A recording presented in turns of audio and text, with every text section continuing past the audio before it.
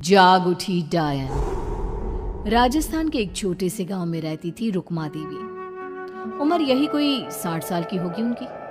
गांव के लोग कहते थे कि वो औरत नहीं बल्कि डायन थी, क्योंकि शादी होते ही रुक्मा के पति की मौत हो गई और फिर धीरे धीरे उसके परिवार के सब लोग एक एक करके खत्म हो गए और साथ ही गांव में पड़ा अकाल। जमीन सूख गई, खेती सूख गई, लोग भूखे मरने लगे। रुक्मा को गांव से बाहर निकाल दिया गया और तब से वो गांव के बाहर झोपड़ी बनाकर रहने लगी। कोई भी रुक्मा के घर के आजू बाजू से गुजरता तक नहीं था। एक दिन गांव के रहने वाले रतन और उसकी पत्नी आनंदी को दूसरे गांव से आते वक्त रात हो गई और अंधेरे में रास्ता भटक के वो रुक्मा की झोपड़ी के पास जा पहुंचे। अरे आनंदी, ये क्या हो गया? हम तो रुक्मा डायन की झोपड़ी के पास आ पहुंचे। अब तो सब बुरा होगा। जल्दी जल्दी से निकल यहाँ से। हाँ जी, सही कहते हैं आप। ये डायन हमको खा जाएगी, जल्दी भागो यहाँ से। तभी रुक्मा झोपड़ी से बाहर आती है।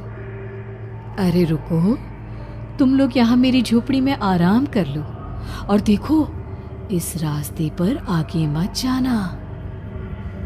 हाँ, हमें आगे जाने से इसलिए रोक रही है ना, ताकि हमें मार डाले तू।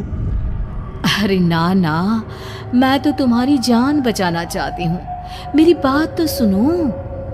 डर की वजह से आनंदी और रतन वहां से भाग जाते हैं, लेकिन फिर अगले दिन गांव में खबर फैलती है कि रतन और आनंदी ने अपने घर में फांसी लगाकर आत्महत्या कर ली। वजह क्या थी किसी की समझ में नहीं आया। अगले दिन गांव में जोर का तूफान आया और भयानक तरीके से किसी के रोने की आवाज गूंजने लगी। अरे भाई, लगता है उस डायन रुक्मा ने गांव पे काला जादू कर दिया है। हाँ भाई, मुझे भी ऐसा ही लग रहा है।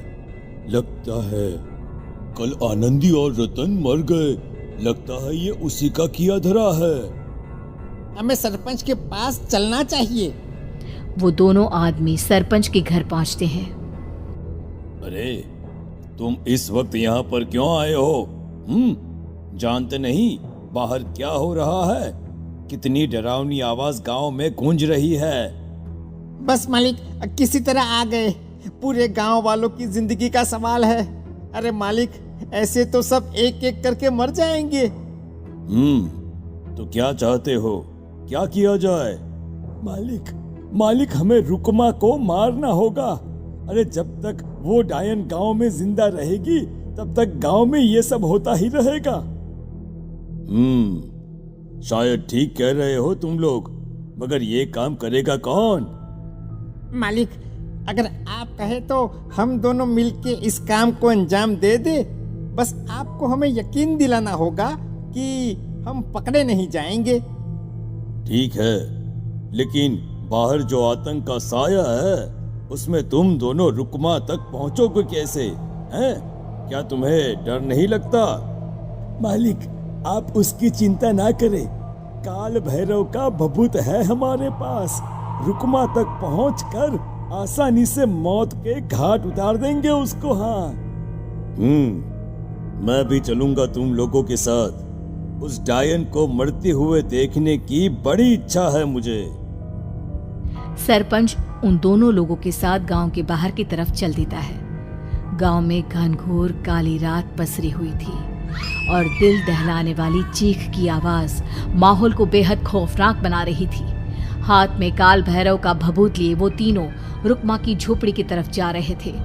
वहां पहुंचने के बाद, ये लो खंजर और पार कर दो इस डायन के कलेजे के अंदर। मालिक, आप बस यहीं खड़े होकर नजारा देखो, आज ना बचेगी ये। हाँ मालिक, ये भभूत अब इसकी जरूरत नहीं है। मैं इसे यहाँ पेड़ की डाली पे रख देता हूँ। लौटते वक्त हमारी रक्षा करेगा। वो दोनों आदमी चुपके से सोती हुई रुक्मा देवी के ऊपर वार करते हैं।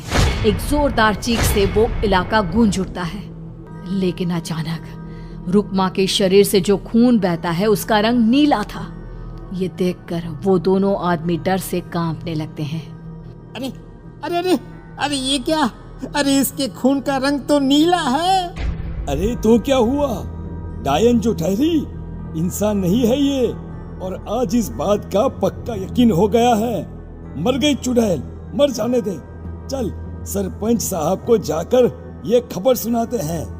वो दोनों जैसे ही बाहर आए उन्होंने देखा सरपंच की लाश पेड़ पे लटकी हुई थी। ये देखकर वो दोनों डर के मारे चीखते हुए वहां से भागे, लेकिन तभी एक बेहद डरावनी औरत उनके सामने आकर खड़ी हो गई। कहाँ जा रहे हो? तुम्हें क्या लगा किसी का खून करके बच जाओगे तुम? कौन हो तुम? कौन हो? हमने तो डायन को मारा है, कुछ गलत नहीं किया भाई। वो डायन नहीं थी, वो इस गांव की रक्षा कर रही थी। तुम कौन हो और तुम्हें कैसे पता वो कौन थी? उसने रतन और आनंदी को मार डाला। रतन और आनंदी को मना किया था रुक्मा ने इस रास्ते से आगे जाने से, पर वही दोनों माने नहीं और उन दोनों ने मुझे देख लिया था, इसलिए उनका मरना तो तय था। क्या मतलब तूने मारा था और हम समझ रहे थे कि रुक्मा ये सब कर रही है?